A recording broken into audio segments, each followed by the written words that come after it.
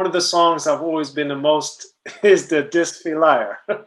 So on this song, what happened? What happened? What's the genesis of the rift between you, PRT slash Wise Intelligent? Uh, in hindsight, Tony D is a genius. He probably looked at things like the MC Shan, Boogie Down Productions battle and said, you know what? This kind of thing can make noise. And so, without announcing it to me, I think he got in Wise's ear. You know, he's making their music. I think he got in Wise's ear. Plus, I don't think he liked the fact that I owned a record company as well as a company along with him. And Tony and I were cool. Like, I mean, you know, it's like he would never say these things to my face. You understand what I'm saying? Never. And then there was a great split between a time and space where Tony and I didn't communicate at all. And then it's funny, as soon as we linked up, we were right back in the studio recording stuff that, like, we have damn near a whole project that we recorded together. We never put it out. We never put it out. And to this day, I'm kicking myself in the ass because we should have put that project out. It was a good project. I don't want to get too far off. I just really think that Tony, when he got into Wise's ear, it changed everything. Like Timmy, my partner from Diversity, did not want to let Wise Intelligence go. And I think it made them pissed them off. I convinced Timmy to do otherwise because I was just like thinking, well, if they don't want to be here, we got to let them go. We ain't gonna be able to get anything good out of this. What are we gonna do? If they're, we'll be just gonna hold them forever. And I was just like thinking, well, I gotta hear this dude on music. I want to hear him put some shit out. That's what because I'm a hip hop lover. I want that. Whether it be on my label or not, I ain't one of those persons that gotta control everybody and everything. If you love me and we love each other, let's work together. Let's make it happen. If there's some, water that's causing the bridge to sway, then hey, then maybe it's just not the time. The artist in me is just talking too much. Let me get to the point. The point is, you got in Wise's ear. And the next thing you know, the last record that they recorded became the first record on the record. The very last record that they recorded became the first record on their album. And he's dissing YZ. I was just like, I've had enough. First off, I don't deserve this from y'all. I don't know what you're hearing from such and such and such and such, but I don't deserve this. And my ears to the streets like everybody else. I'm in the streets like everybody else. I know what the deal is. I know, you can, when you're in the streets, you can put people out there. Like you can really destroy them just with storylines. I didn't want to do that. But I couldn't let him go with just dissing me without saying something. And that's what Disfiliar came out. And I almost later on, after we recorded Crocodile Dundee. Now, mind you, Tony's behind all this. He's doing all the music for all of it, for everything that they did at the time and everything that I'm doing at the time, outside of the little bit of co-production that I was adding. Tony's behind all of it. So he can't talk to me that way because I'm not going to be that person that's being like, oh yeah, they're dissing me. What he do? He just play the record, record them, and then play me the record. I'm like, yo, okay, all right, I handle that. And so I did it, and then we recorded Crocodile Dundee, and I felt real bad about it. So before we actually put that record out, the remix, the Crocodile Dundee version of it, B-Fine and myself, we went to go see Wise, Culture, and Shaheed. And I wanted him to hear it from me first because I didn't want it to be something that just came out because I have the ultimate respect for them. And you know, I was a little upset. I was a little upset. I ain't gonna lie. I was a little upset about it, and you could hear it in my voice, especially on Disfilaya. You really couldn't hear it, but on Crocodile Dundee, you could hear it. You can feel it. You really could feel it. Like I was upset, and so when I went to play it for them, I mean, we hadn't even released the project. It was an EP about to come out, and I knew it was going to come out, and I didn't want them to hear it on the street. We went. I played it for them. Culture went ballistic. he he went storm out the room, and I'm trying to get, trying to talk to these brothers. Like, look, man, let's keep this here. Like, I'm not coming here to cause any friction between y'all. Not really. But it did. It created just a bigger wedge between us instead of us uniting. Man, I say this now. Fuck all that dumb shit. Just imagine you go back to when we were doing this, if YZ and Poor Righteous Teachers were under the same umbrella and we came out with the same music, man, we would have controlled all of New Jersey. Yeah. Single-handedly controlled all of New Jersey for the time. And we threw it away. We threw it away.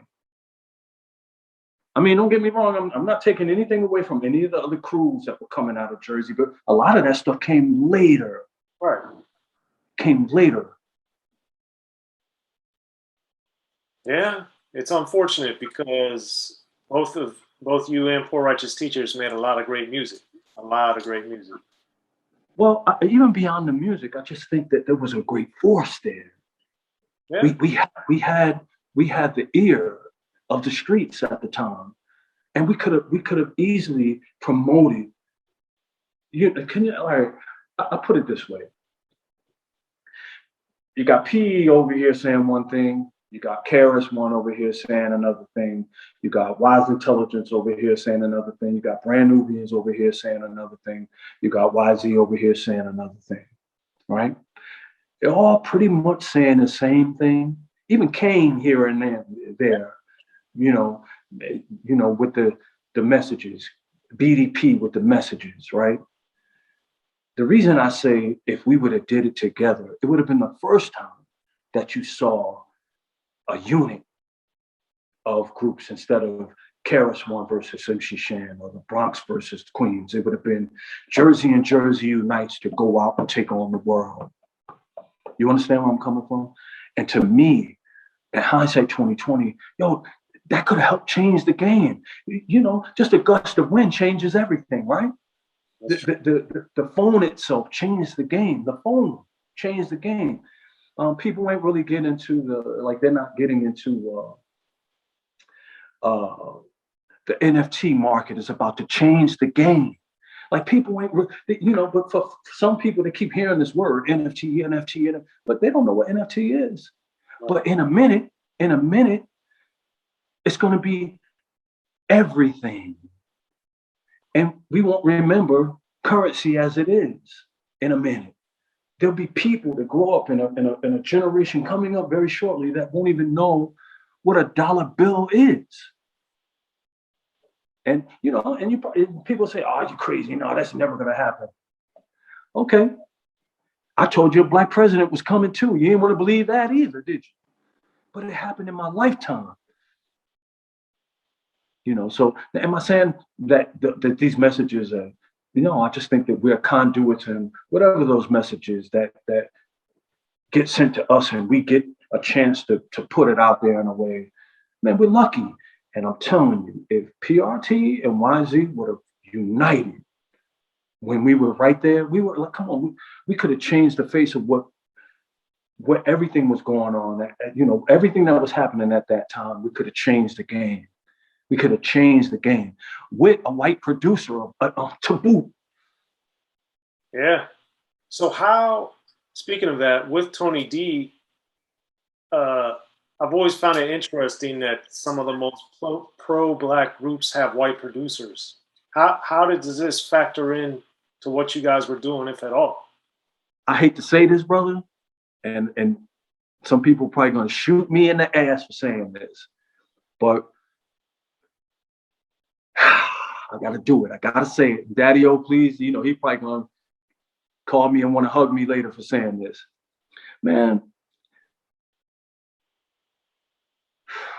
it's kind of tough to even say it. White folks, man, they do their study. They know. And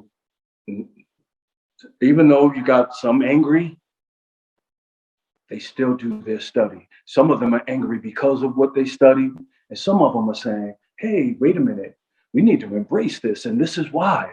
This is why we need to embrace this. How can we embrace one part of history and not embrace the other?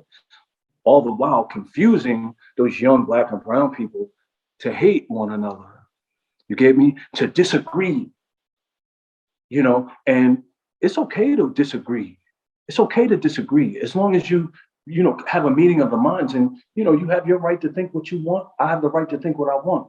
But these white kids are out here, and they're like, even right now, you can ask 15-year-old, 16-year-old white kids, who's YZ? And they'll tell you. And they'll tell you every record. And they'll tell you, you go to Japan and you ask them, who's YZ? And they'd be like, oh man, do you remember such and such and such and such? And you ask a 15-year-old Black kid who YZ is, and he's like, what the fuck is a YZ? I don't know what YZ is.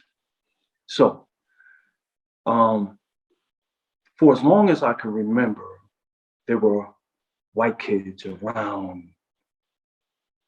Look at Beat Street, look at Wild Style, look at the producers and the writers of all of these things, and you're gonna find Blacks, Hispanics, and white people working together to get this message out here. And somehow along the way, we got confused and lost and forgot. And, there's a saying, and I don't believe this saying because I read. There's a saying that you don't want Black people to see something, put it in a book. Now, I hate even saying that because I know it's false. But there is some truth to that. Not just with Blacks, but with everybody. With everybody.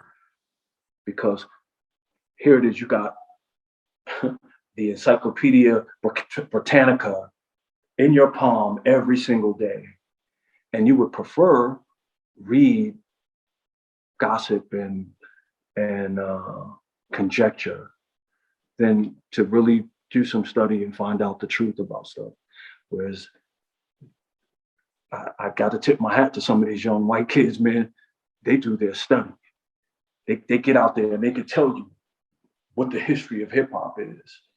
And yet you'll have some of these kids who are putting out rap today, right here in this city. And I love what they're doing, but do they give homage to those people that came before them? Hell no.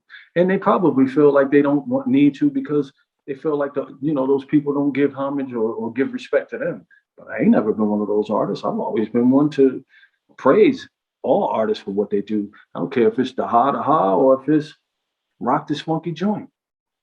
I figured you're trying to get your craft out there. You're trying to get your opinions out to the street.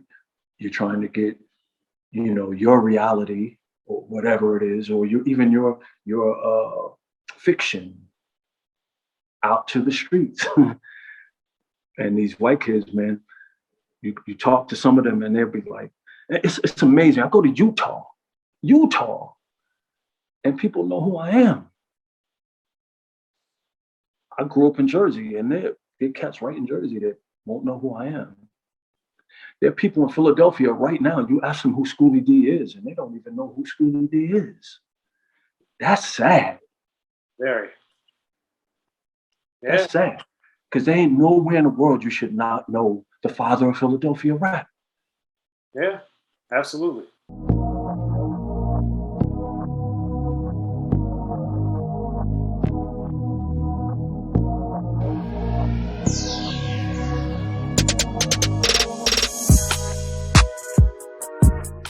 Be sure to check out the History of Gangster Rap by Soren Baker. He's official. History of Gangster Rap features exclusive interviews with Ice-T, Snoop Dogg, MC Ren, the D.O.C, and dozens of others. The History of Gangster Rap, a definitive look at how Los Angeles changed rap forever. In Los Angeles, the streets definitely set the tone of the hip-hop music. At 19, I got a $50,000 car. My whole angle always was, I'll be street, but I will always tell you the horrors that go along with this life. It would be penalties and casualties for just wearing the wrong color in somebody's neighborhood. And once gangster rap made it from the streets to the TV, the genre exploded. With Fab 5 on Yo MTV Raps with NWA. Yo MTV, it just catapulted us from being local heroes to national gangbang rappers. The History of Gangster Rap discusses it all from 1980 up till today. It's always gonna be shit happening in the streets. You know what I mean? So it's always gonna be something to talk about. The History of Gangster Rap in stores now.